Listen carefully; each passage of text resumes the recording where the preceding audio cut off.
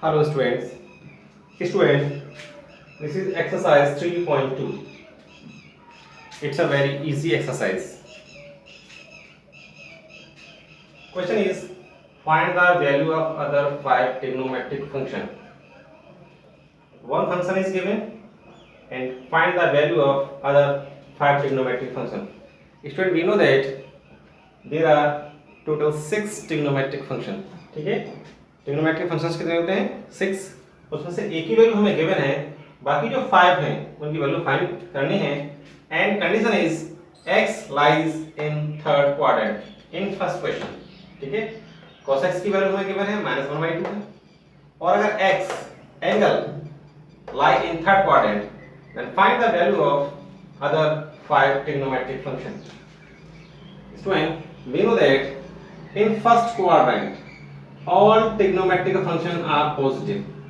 जितने भी trigonometric 6 trigonometric functions थे वो सभी पॉजिटिव होते हैं। In second quadrant sin and its reciprocal cosec are positive and other trigonometric function are negative. In third quadrant tan and cot are positive, rest trigonometric functions are negative. And fourth quadrant cos and sec ये positive होते थे, बाकी सभी negative होते हैं।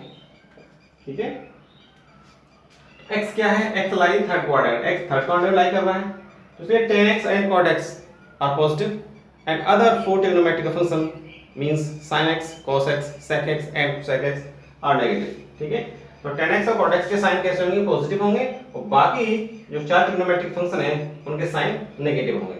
ठीक है, अब इनकी वैल्यू फाइंड कैसे करते हैं स्टूडेंट्स?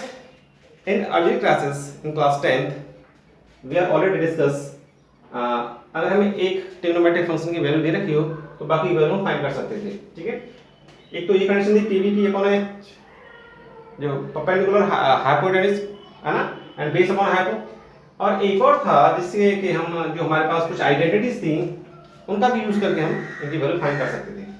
तो students now we know that sin square x plus cos square x is equal to 1।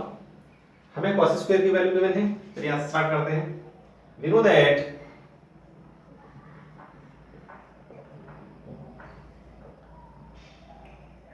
sin square x plus cos square x is equal to 1। cos x की वैल्यू हमारे पास है sin square x plus cos square -1/2 square is equal to 1 and sin square x plus -1/2 का ये square करेंगे कितना होगा 1/4 is equal to 1। sin square x is equal to 1 minus 1/4 and sin square x is equal to कितना होगा 3/4। ठीक है, sin square x equal to 3/4 है, तो sin x की वैल्यू क्या होगी, sin x is equal to plus minus root 3/4। 3 का स्क्वायर रूट फाइंड नहीं कर सकते, बट 4 की वैल्यू फाइंड करेंगे। 4 क्या है, एक कंप्लीट स्क्वायर नंबर है। sin x is equal to plus minus root 3/2। अब स्टूडेंट्स क्योंकि x ना वो थर्ड क्वाड्रेंट लाई कर रहा है, इसमें tan और cot पॉजिटिव होते हैं, बाकी सभी नेगेटिव होते हैं, तो थर्ड क्वाड्रेंट में साइन कैसा होगा, जो साइन ट्रिग्नोमेट्रिक फंक्शन है ये नेगेटिव होगा। ठीक है स्टूडेंट, तो ये आ गई sin x। एक और ट्रिग्नोमेट्रिक फंक्शन की वैल्यू में फाइंड कर ली, cos x की वैल्यू में गिवन है, sin x की वैल्यू में फाइंड कर ली है। Now we know that tan x is equal to sin x upon cos x। ठीक है, तो tan x is equals to sin x value क्या है -3/2 अपॉन cos x की वैल्यू क्या है -1/2। 2 से 2 कैंसिल आउट हो गया, माइनस से माइनस हो गया, तो tan x की वैल्यू कितनी आ गई, value of tan x is equal to √3/1। ये माइनस साइन था, माइनस से माइनस माइनस माइनस प्लस होता है, √3/1 मे बी √3, ठीक है, this is the value of tan x.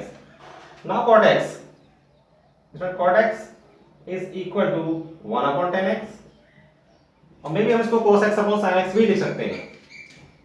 तो tan x की वैल्यू हमारे पास है, तो cot x की वैल्यू कितनी आ गई 1 अपॉन √3,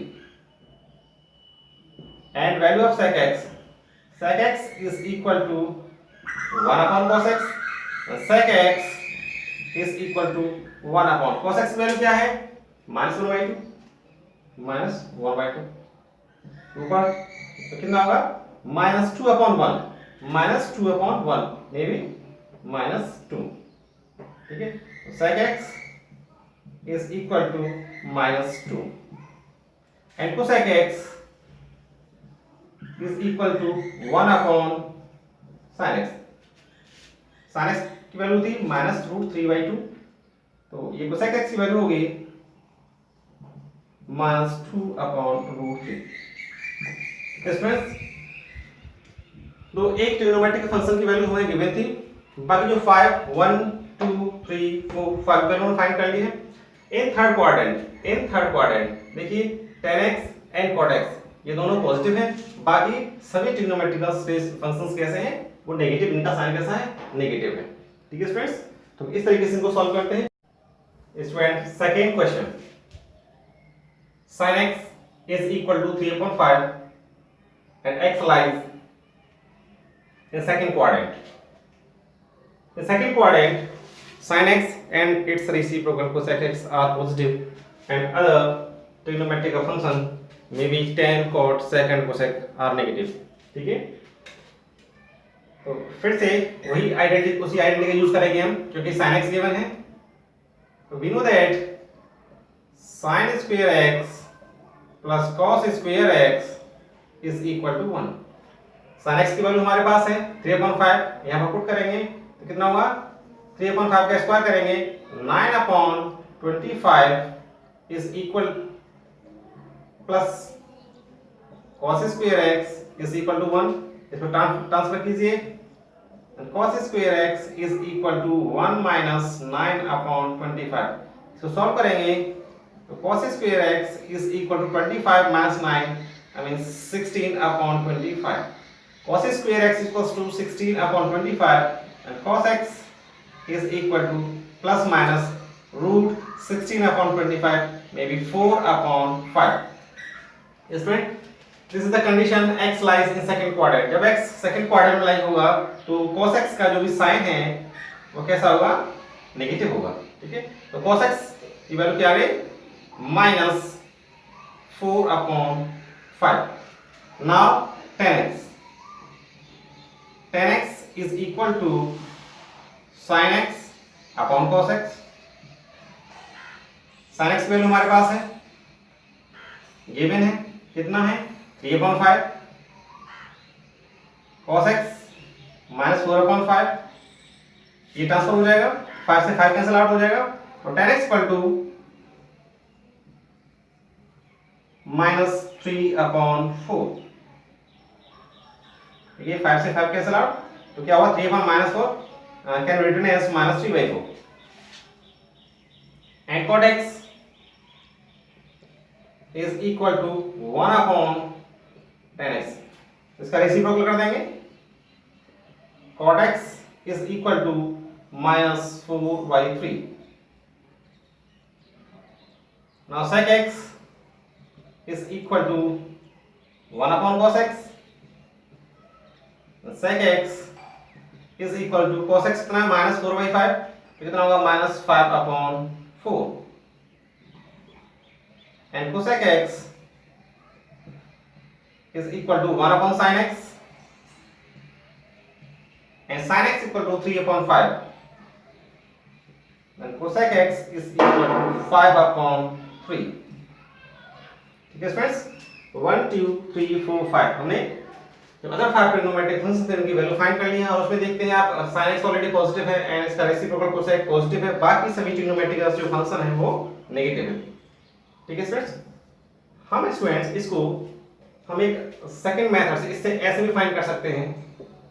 तो sin x is equal to 3/5। Student sin x में क्या होता है, sin x is equal to perpendicular upon hypotenuse. ठीक है, इस तरीके से P B P upon H H B. ठीक है, उस कंडीशन में तो हम कंपेयर करेंगे, परपेंडिकुलर कितना हो गया 3 एंड हाइपोटेनियस 5। तो आप एक राइट एंगल ट्रायंगल्स ये लेंगे ABC, ये वाला एंगल हमने लिया है, तो इसके जो परपेंडिकुलर क्या होगा 3 and hypo 5 by Pythagoras theorem. इसका बेस ये कितना हो जाएगा 4। Hypo square is equal to perpendicular square plus base square. ठीक है, यहां से परपेंडिकुलर कितना निकल के आया 3 एंड हाइपोटेन्यूज 5 एंड इसका बेस हम फाइंड करेंगे बाय पाइथागोरस थ्योरम, कितना आएगा 4। Now friends we find cos x, value of cos x। cos x क्या होगा, बेस अपॉन हाइपो, बेस कितना है बेस अपॉन हाइपोटेन्यूज, बेस कितना है 4 और हाइपो कितना है 5, तो cos x कितना हो गया 4/5 and tan x। tan x क्या होगा परपेंडिकुलर अपॉन बेस, परपेंडिकुलर कितना है 3, बेस कितना है 4 and cot x is equal to base upon perpendicular means 4/3 and sec x is sin cos tan cot sec cosec। ये फर्स्ट 3 ट्रिग्नोमेट्रिक फंक्शन है, ऊपर से नीचे की तरफ चलते हैं, एंड जो बाकी जो 3 ट्रिग्नोमेट्रिक फंक्शन है वो नीचे से ऊपर की तरफ चलते हैं ना। तो sec x कितना होगा h/b यानी hypotenuse upon base, hypotenuse 5 base 4 and cosec x h/p hypotenuse upon perpendicular, hypotenuse 5 and perpendicular 3। ये सारी वैल्यू में फाइंड करनी है। Now condition is x lies second quadrant। Student, we know that in second quadrant sin x and cosec x are positive and other trigonometric functions are negative। तो sin x already given है, इसकी value हमने find नहीं की है, अब यहां से हम इसकी वैल्यू फाइंड करेंगे और यहां पे कंडीशन लिखेंगे because x lies in second quadrant, then in second quadrant sin x and cosec x are positive and other trigonometric functions are negative। तो ये एक स्टेटमेंट लिखने के बाद सेकंड क्वाड्रेंट में cos x कैसा होता है नेगेटिव, ये हमें पता होना चाहिए, उसकी वैल्यू ऑलरेडी जो थी वो पुट कर दी हमने। tan x सेकंड क्वाड्रेंट में कैसा होता है नेगेटिव होता है, उसकी वैल्यू क्या आई है 3/4। cot x थर्ड क्वाड्रेंट में सेकंड क्वाड्रेंट में नेगेटिव होता है, इसकी वैल्यू कितनी है 4/3। sec x सेकंड क्वाड्रेंट में कैसा होता है इसका साइन नेगेटिव होता है, इसकी वैल्यू क्या आई है 5/4। ठीक है, ऐसे cosec x सेकंड क्वाड्रेंट में कैसा होता है इसका साइन पॉजिटिव होता है, इसकी वैल्यू क्या है 5/3।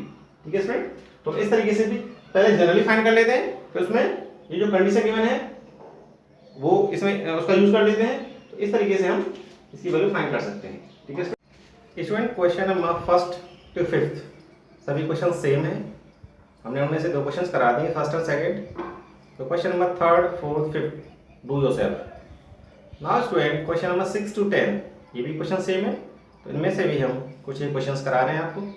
तो now this is question number 6, find the value of sin 765 degree.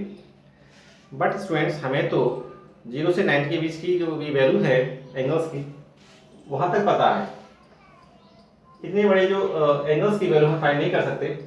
तो इसके लिए हमने आपको बताया था value of trigonometric function at allied angle, उस पर हमने 360 से भी बड़े नंबर्स की वैल्यू कैसे फाइंड करते थे ये चीज़ बताई थी, और इनको कैसे निकालते थे ये चीज़ इस पर डिस्कस किया था।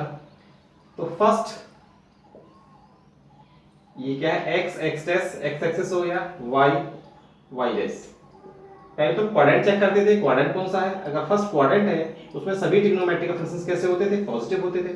सेकंड क्वाड्रेंट में साइन और इसका रेसिप्रोकल कोसेक पॉजिटिव हुआ करते थे।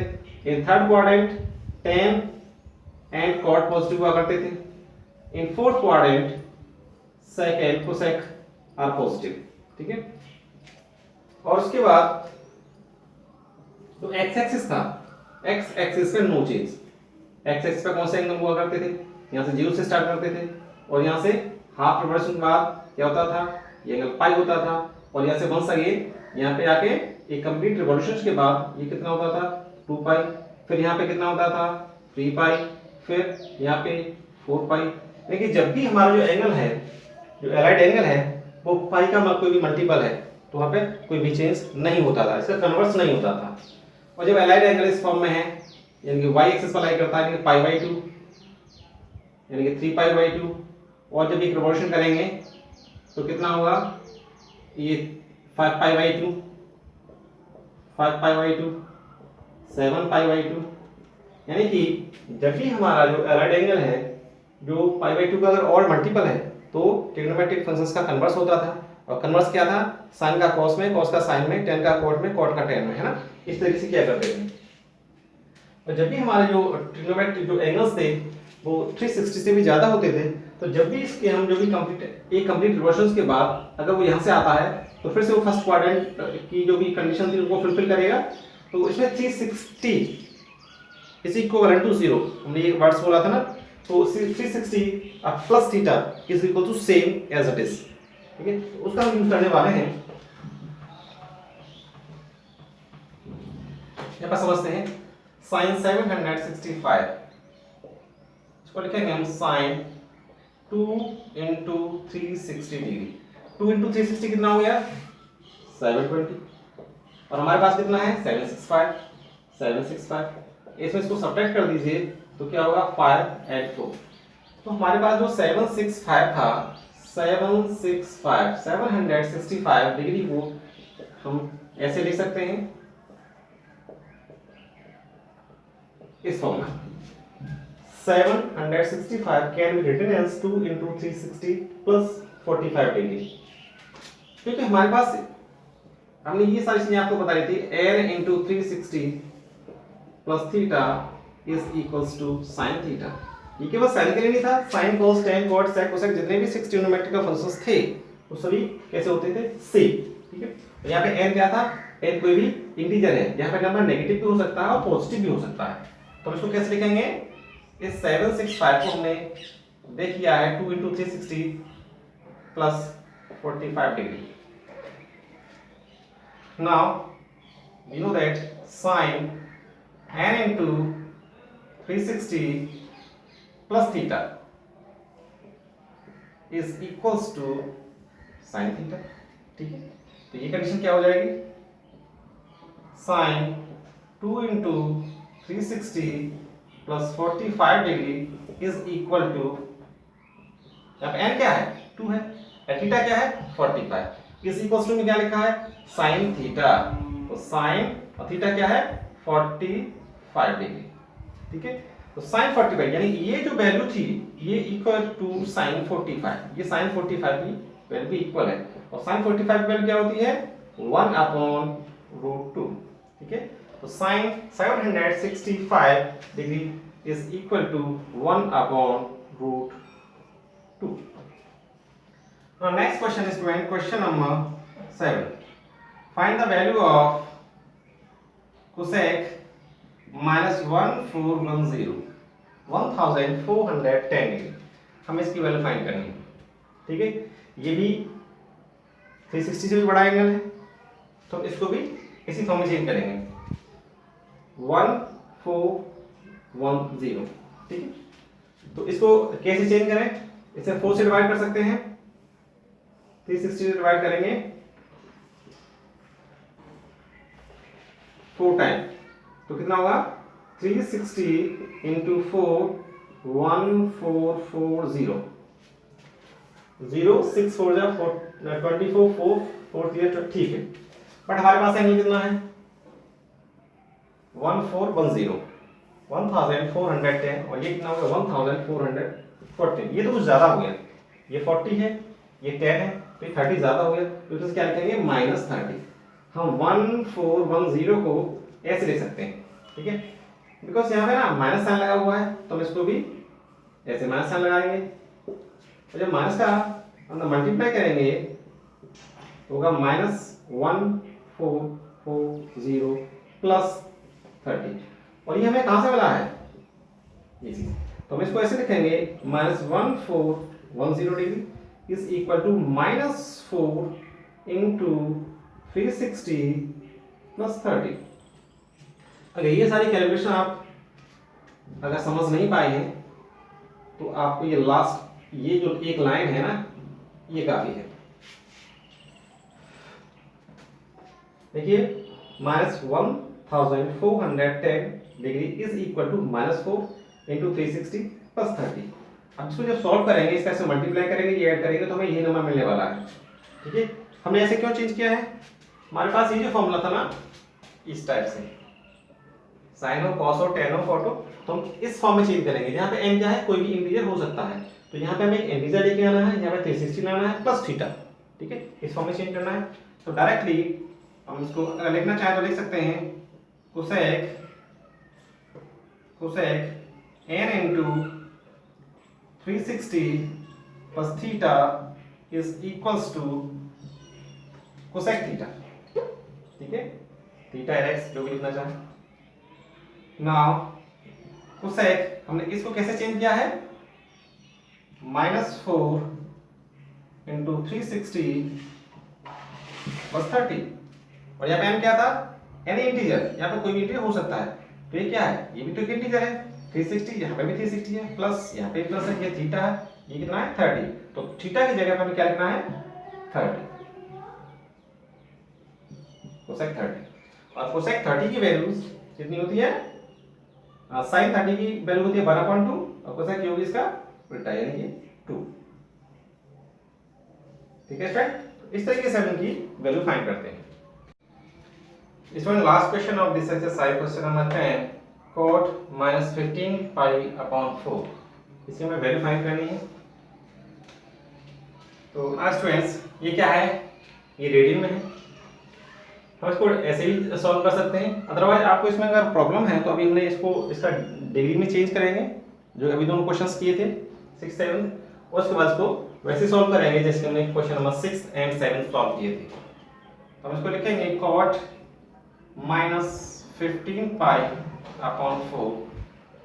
अभी -15 pi/4 हम ये क्या रेडियन में है, इसको डिग्री में कैसे चेंज करेंगे, उसमें 180/पाई से मल्टीप्लाई करते थे, पाई से पाई कैंसिल हो गया, 4 से ये 45 टाइम्स कैंसिल हो जाएगा, इसका मल्टीप्लाई कर देंगे, -15 5 75, 7 and 6 7, तो कितना हो गया -675 डिग्री। ठीक है, तो अब ये क्या था, ये रेडियन में था, इसको मैं चेंज कर लिया है डिग्री में, 675 डिग्री। ठीक है स्टूडेंट्स, अब हमें इसकी वैल्यू फाइंड करनी है, क्योंकि ये जो नंबर है -675, अगर जब भी नंबर 360 से बड़ा होता है तो हम इसको 360 प्लस थीटा और may B air into 360 plus theta के फॉर्म में चेंज करते थे। तो इसको सिंपली इसको कैसे चेंज करेंगे, -2 इंटू 360, ये कितना हो गया 720, ये कितना है 675, तो यानी कि इसमें कुछ ऐड करना पड़ेगा, प्लस 45 डिग्री। ठीक है, तो जब भी इस लाइन को सॉल्व करेंगे, -2 इंटू 360 कितना होगा, -720, 720 में जब 45 ऐड करेंगे तो मे बी ये माइनस का साइन है, ये पॉजिटिव है, तो सब्ट्रैक्ट हो जाएगा, हमें ये मिलने वाला है। तो cot -675 degree can be written as cot -2 into 360 plus 45। We know that is when cot n into 360 plus theta is equal to cot theta। n into 360 की फॉर्म में जो भी एंगल आएगा और जो भी ट्रिग्नोमेट्रिक फंक्शन है वो सेम होते हैं। यहाँ पे n क्या है, कोई भी इंटीजर हो सकता है, पॉजिटिव भी एंड नेगेटिव। इंटीजर्स क्या होते हैं, नेगेटिव एंड पॉजिटिव नंबर्स। ठीक है, now cot -2 into 360 plus theta, theta की जगह पे क्या है 45 डिग्री।